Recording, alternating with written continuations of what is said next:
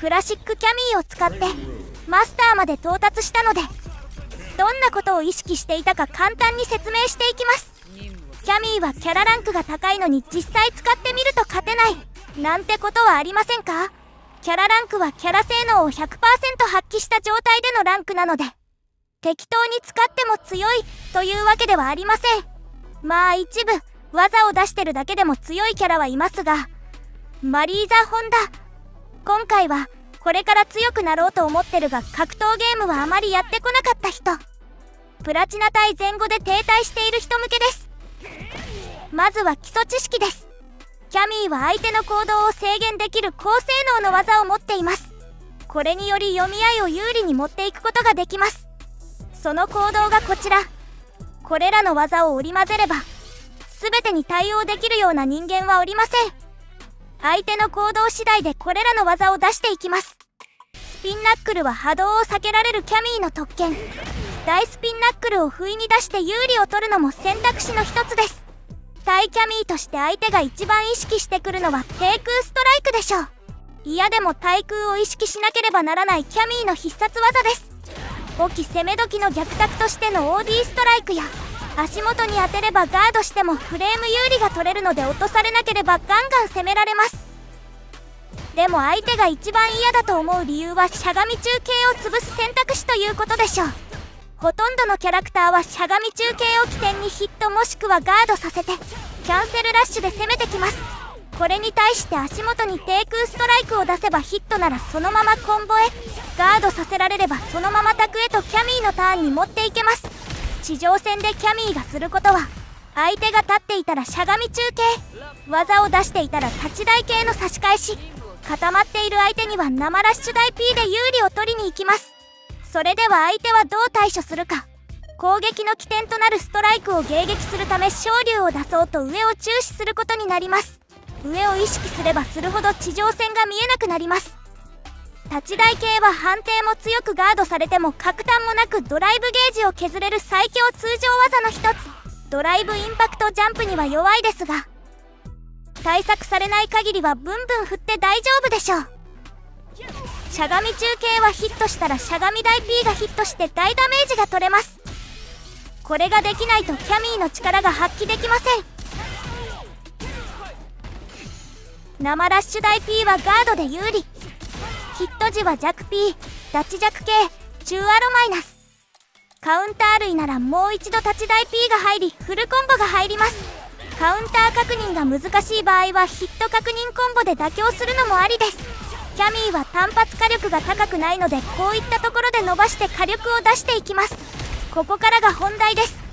自分の攻撃はガードされたり差し返されたり、相手からの攻撃は当たってしまい実力差を感じてしまうことがありませんか？それは相手に思考を読まれているからです。行動の読み合いを理解していないと上級者はそこを弱点として狙ってきます。まずは対戦相手がどんな行動をしているのか見てみましょう。牽制は振っていますか？立っていますか？相手を観察することで対戦相手が今何を考えているかをある程度読み取ることができます。対戦ゲームは相手との高速じゃんけんです。前歩き、相手が攻撃を当てるもしくはガードさせる画面端に近づける目的です。相手は踏み込んでしゃがみ中継リターンの大きい技を当てに来ます。しゃがみ中継には低空ストライクやしゃがみ中継で差し返し、大攻撃などには立ち台系で差し返し、大きく踏み込んでくるならしゃがみ中継を当てましょう。後ろ歩き、様子見をしている可能性が高いです。ストライク読みの昇竜待ちかもしれません。空振りの台形を狙われているかもしれないので少し踏み込んでガードさせる目的で振りましょう。歩いてるならしゃがみ中継が当たります。こちらが踏み込むなり前捨てするなりして技を当てるか距離を詰めましょう。待ち、初見の相手では何をしてくるか分かりません。安全な選択肢としては差し返しできない距離で技を振ってみる、もしくは垂直ジャンプ前に距離を詰めてみる。これらの行動をすると何かしらの選択肢を出してきます。なのでまたじゃんけんのやり直しです。前ジャンプ、こちらが対空が出ないと思われています。もしくは別のところに意識をしていると思われています。例としてはキャミーがしゃがみ中継を当てようと意識を割いている。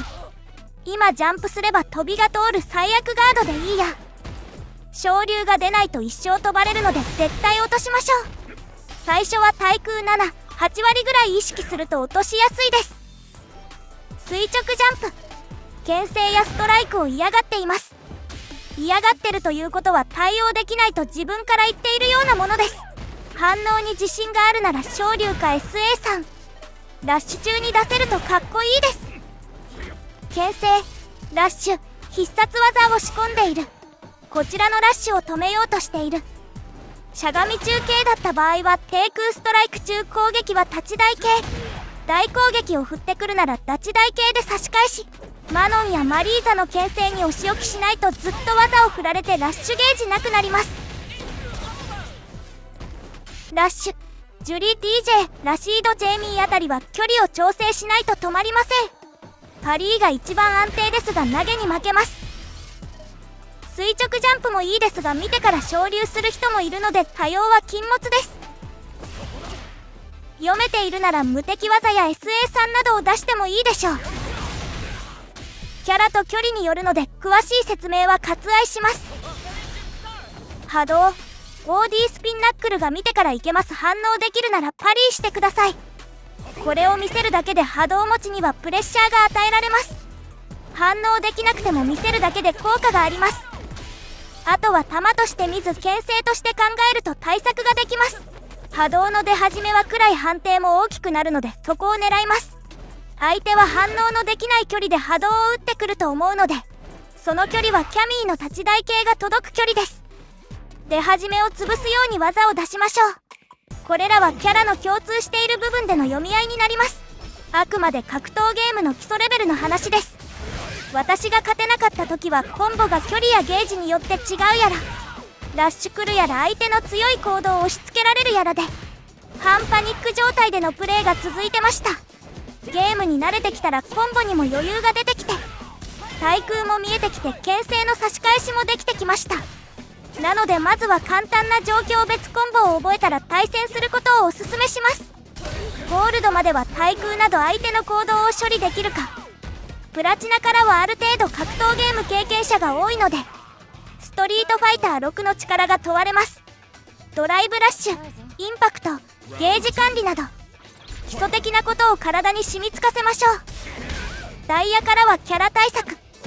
キャラの強い行動を押し付けてくるのでその対策が必要になります。対策の対策も用意しているレベルなので知識不足が敗因になります。ダイヤ後半はマスターとの対戦なので総合力が問われます。どこかしらで壁を感じると思いますが、煮詰まったらプロのプレーを真似してみましょう。まずは真似して相手に通用しなかったら何がプロと違うのか考えてみましょう。出すところが違ったりプレッシャーや相手に意識させるところがあるはずです。とにかく対戦経験をこなして一戦ごとに反省点を潰していけばいずれはマスターに到達します。皆さんも頑張ってみてください。それでは良きストロークライフを。